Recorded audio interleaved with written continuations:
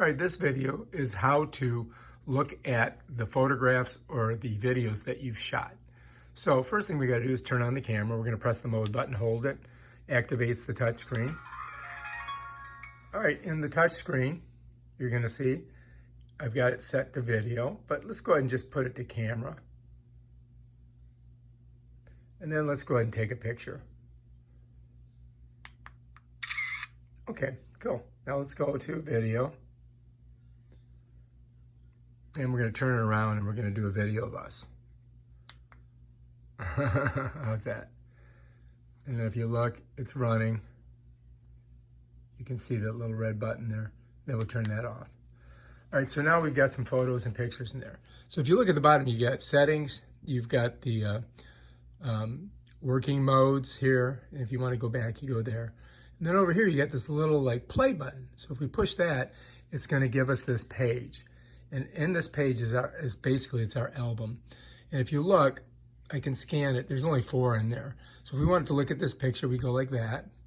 And that kind of shows us that picture. If we want to go back, there's a little blue arrow here.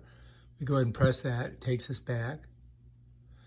Now, if we want to watch the video that we shot, we press that.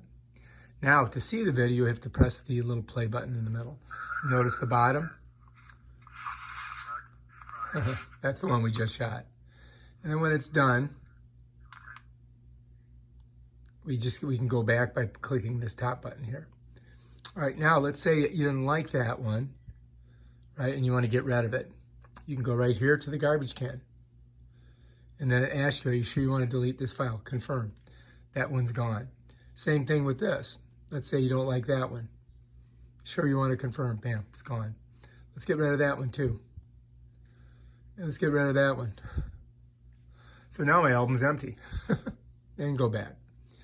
And then we're right back in our default mode.